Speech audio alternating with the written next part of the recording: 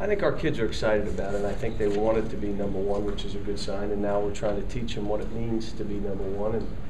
And you know, we talked at my house last night about the what'll come at them now, the different obstacles, the different distractions that'll take you away from what you're trying to do.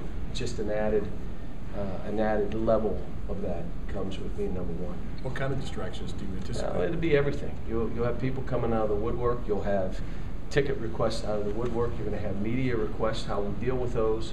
Now all of a sudden, the guy that's not very good looking becomes just a beautiful young man. Cal, you told me you've gone from being like homely to just a hunk, and you can't figure it out. Cover the Clooney. That's not bad. A wide spectrum. Does that make it harder for you to convince them that they're really 9-7 or whatever the record is? Right? You know what? I think we'll talk some more. I've got some other things that I'll give them before we go on that practice court. But I'll be honest with you. This is a pretty level-headed group. The other thing with them that you start finding out, when it's a significant game, do they show up? You've been watching them.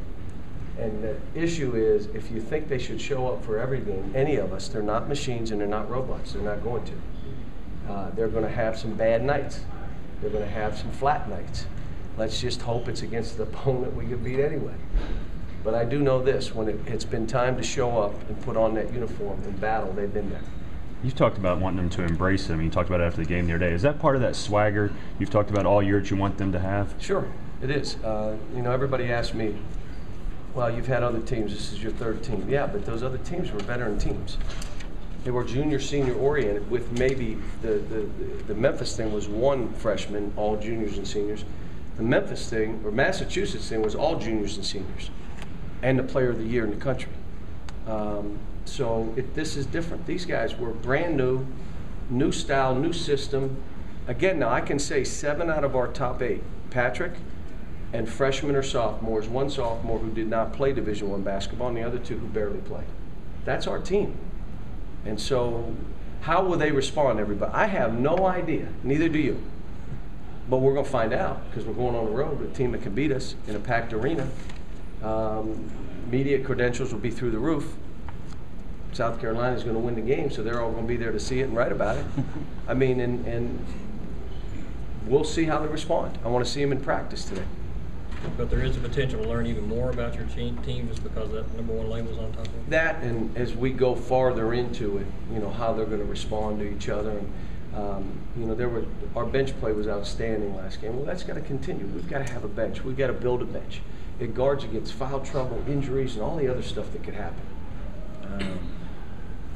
But it's they've responded to this point, in a good way. They've been great in practice. They come alive, and again, I'm not a long practice guy. I mean, I want them to be fresh mentally and physically. I'm not a long film guy. Then you all can write. He just rolls out balls and they play. I mean, but I just think if they're fresh mentally and physically fresh, they're going to give me everything they have, and that's all I want. I mean, I'm looking at this team like just keep telling them. You got to play harder than them and beat them to 50-50 balls. If you do that, we're good enough defensively and we're talented enough offensively. If we play together on both ends, it makes it hard on that opponent.